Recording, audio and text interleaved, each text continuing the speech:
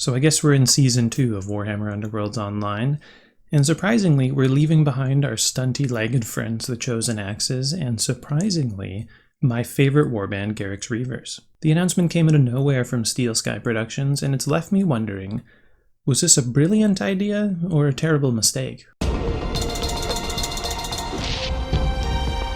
Hello everyone, and welcome back to the Battlecast. In today's video, I just wanted to kind of talk about my thoughts on Thorns of the Briar Queen sort of crashing the Season 1 party that is Warhammer Underworlds Online. Now, for many, myself included, Warhammer Underworlds Online has been a really nostalgic look at the game that I fell in love with, the game that's, led me to where I am now, and a really unique state of the game. This is the moment where Sepulchral Guard and, the Orcs and Steelhearts actually were good warbands. And I think it's safe to say that come Season 2, midway, they were basically shit. Now granted, Warhammer Underworlds Online has had an alternate release schedule, so even by that logic, it hasn't been an authentic experience anyway. But it's been pretty damn close, and some of the cards I remember being just as impactful as when they first came out. Now, out of the blue, Steel Sky just kind of announced, hey, by the way, the Thorns are our next warband, and they're out right now. And to this day, the Thorns are still capable of mopping the floor with their opponents and making it rain glory. They are truly one of the strongest warbands ever created in Warhammer Underworlds. This warband in particular, I think it's safe to say, pushed the design envelope for what we thought was possible when it came to Warhammer Underworlds warbands. And really, I don't think any other warband in Season 2 really comes close to matching their all-around raw power and mechanic-defying abilities. We're talking about moving through walls, ignoring lethal hexes, teleporting, inspiring to 2-dodge for everyone in their warband, amongst, then those are just a few, but most importantly, for one action, they push 4 of their fighters 2 hexes, and it doesn't even give them a move token. Now, personally, I understand Steel Sky maybe not wanting to spend the resources making the Chosen Axes, because, to this day, and even in their heyday, people really never played them. They aren't good. They were never really that good. So why put, the valuable production time of your company making this warband, animating their skills, all this stuff? I think I get it. Garrix Reavers, there's really no excuse. I mean, it's Skull for the Skull Throne weekend. Let me play my boy's sake, but, whatever. On the note of Skull for the Skull Throne weekend, I will just mention that, firstly, Warhammer Underworlds is 40% off. So I think you can get it for $20 or something Canadian, so shit, even cheaper US. Definitely consider, guys. It's the time to jump in now.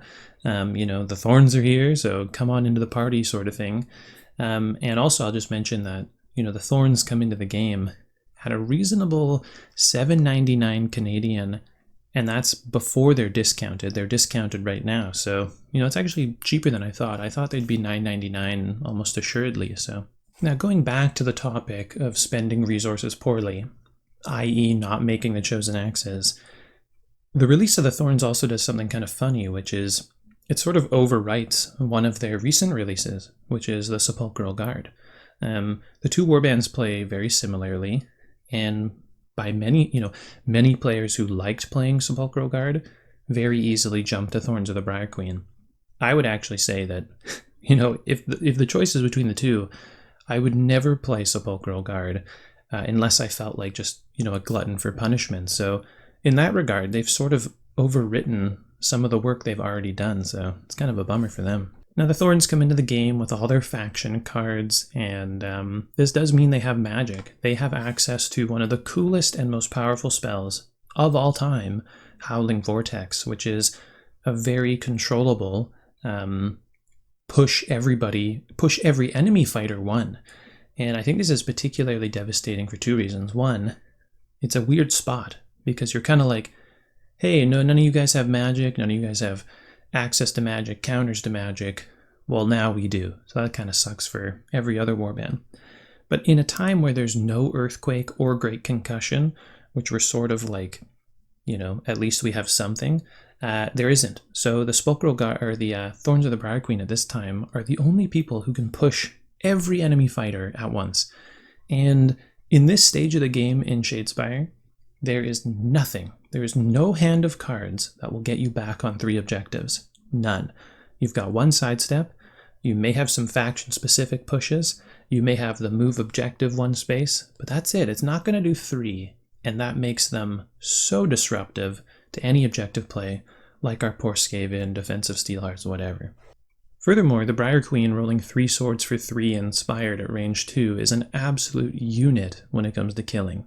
Now, I don't think the Thorns are going to be nearly as strong as they were when they first came out, because we have access to less cards, but I also don't think their competition is going to be nearly as strong as they were. Personally, if I was going to counter the Thorns right now, I'd probably roll a Garrix Reaver's deck, but they don't exist right now. I think in the stage of the game Warhammer Underworlds is in right now, the Thorns are going to blow some warbands out of the water, like Farstriders, like Skaven, like Sepulchral Guard. For those of us who wanted that Season 1 experience, our time has come to an end. It was good while it lasted. I will say, though, that for many people, myself included, my Warhammer Underworlds journey really started to take off in Season 2, and I think Steel Sky is hoping the same is true for their game, Warhammer Underworlds Online.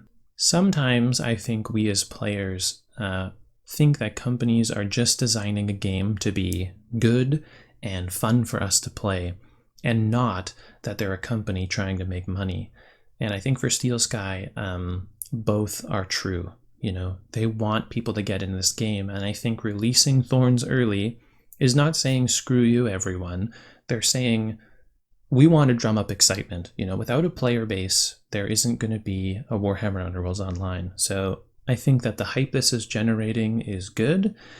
I think that, Season 2 is, well, right now it's still my favorite season of Warhammer Underworlds. So I'm hoping this is a start of something awesome for Warhammer Underworlds Online, even though it sort of just bulldozes some of these other warbands that seem to have a very short-lived time in the limelight, as it were.